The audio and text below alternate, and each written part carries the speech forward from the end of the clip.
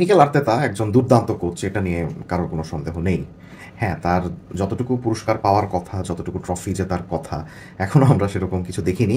কিন্তু ফুটবলের যে বেসিক আছে, তিনি যেই স্টাইলে ফুটবল খেলাতে চান আর্সেনালকে, সেটা যদি আমরা পর্যালোচনা করি তাহলে আমরা দেখব যে has been a tremendous coach for Arsenal. এই গত কয়েক বছরে আমরা যে তার খেলা দেখছি, সো তার আর্সেনালের সবচেয়ে বড় যেটা প্লাস পয়েন্ট, যেটা বৈশিষ্ট্য, সেটা আমার কাছে মনে হয় যে আর্সেনাল আউট অফ পজিশনের উপরে অনেক বেশি গুরুত্ব দেয়। অর্থাৎ তাদের পায়ে যখন বল থাকবে না, তখন তাদের একাদশের খেলোয়াড়েরা কি অবস্থায় থাকবেন, কিভাবে থাকবেন, এই জিনিসটার উপরে অনেক বেশি গুরুত্ব দেয় আর্সেনাল এবং মিকেল আর্তেতা। এত বেশি গুরুত্ব দেয় কখনো কখনো যে দেখা যায় যে তাদের যদি ক্রিয়েটিভ কোনো খেলোয়াড়ের দরকার হয় বা তাদের যদি ফরওয়ার্ড লাইনের কোনো খেলোয়াড়ের দরকার হয়, সেটা অনেক সময় তারা বাদ দিয়ে ডিফেন্সিভ মাইন্ডেড খেলোয়াড় তারা কিনে থাকে।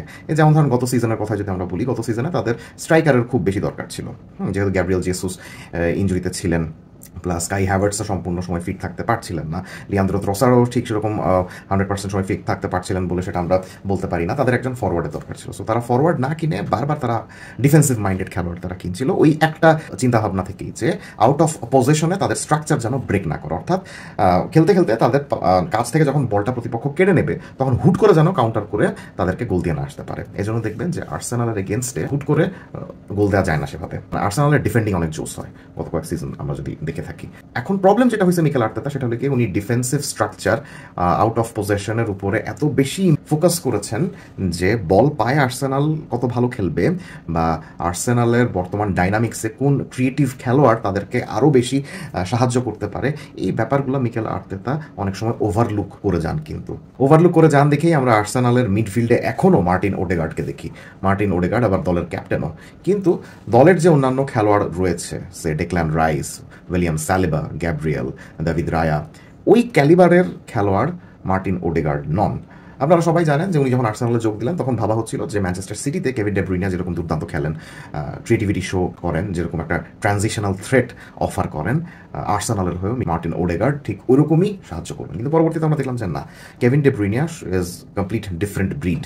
মার্টিন ওডেগার্ড অত ভালো ক্রিয়েটিভিটি দেখাতে পারেন না, কেভিন ডে ব্রুইনার মতো ট্রানজিশনে দলকে কাউন্টার অ্যাটাকে গোল করতে সাহায্য করতে পারেন না, হিউজ স্পেস বল ক্যারি করে কভার করতে পারেন না।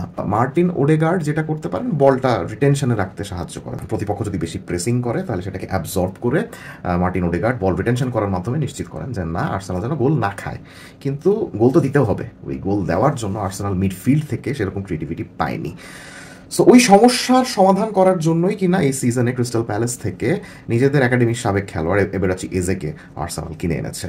আমি এক্সপেক্ট করেছিলাম যে এবেরাচি এজেকে হয়তো বা শুরু থেকেই আর্সেনাল মিডফিল্ডে খেলাবে, একজন অ্যাডভান্সড মিডফিল্ডারের ভূমিকায় খেলাবে, কিন্তু এখনও পর্যন্ত আমরা সেভাবে কিন্তু এবেরাচি এজেকে খেলতে দেখিনি। তাকে যখনই খেলানো হচ্ছে, উইংয়ে খেলানো হচ্ছে।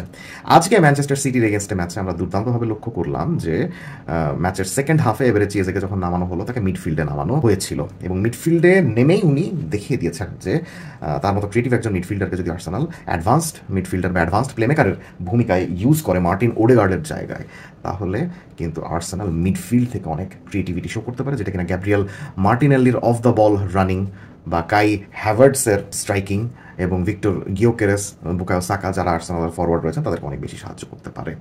সো আমরা ম্যানচেস্টার সিটির এগেনস্টে ম্যাচে ওইটাই দেখলাম যে ফার্স্ট হাফে আর্সেনালের midfield lacked creativity. Declan Rice ছিলেন, মিকেল মেরিনো ছিলেন এবং মার্টিন জুবিমেন্দি ছিলেন। কোনো প্লেমেকার অ্যাডভান্সড রোলে আর্সেনালের ওইভাবে ক্রিয়েটিভিটি দেখিয়ে সাহায্য করতে পারছিলেন না। এবারে চেজে আসলেন, এবারে চেজে এসে ম্যাচের শেষ মোমেন্টে যেভাবে মিডফিল্ড থেকে ক্রিয়েটিভিটি দেখিয়ে মার্টিনেল্লিকে দিয়ে গোল করালেন, সেটা দেখে আমার কাছে মনে হলো this is high time Mikel Arteta should integrate Eberechi Eze properly in the midfield, not as a left winger. আপনি তার মতো একজন ক্রিয়েটিভ খেলোয়াড়ের ক্রিয়েটিভিটিটাকে যদি মিডফিল্ডে ইউজ না করে লেফট উইংয়ে ইউজ করেন, একটা সাইডে যদি ওনাকে রেখে দেন, তাহলে কিন্তু তার কাছ থেকে ওই অপটিমাম সাকসেসটা আমরা কখনোই পাবো না। এবারে Chase is the only midfielder in this Arsenal midfield যিনি কিনা প্রেশারের মধ্যে বল নিয়ে বের করে নিয়ে এসে ক্রিয়েটিভিটি শো করতে পারেন এবং ফরওয়ার্ডে বল পাস করতে পারেন। সো আর্সেনালের উচিত হবে ম্যানচেস্টার সিটির মতো এই ভূমিকাতেই এবেরেচি এজেকে অন্যান্য ম্যাচগুলোতেও খেলানো। যদি আর্সেনাল ওডেগার্ডের জায়গায় এজেকে এইভাবে রিইন্টিগ্রেট করতে পারে, তাহলে হয়তোবা মিকেল আর্তেতা তার ক্যারিয়ারের প্রথম প্রিমিয়ার লিগ শিরোপা জিতে যেতেও পারেন।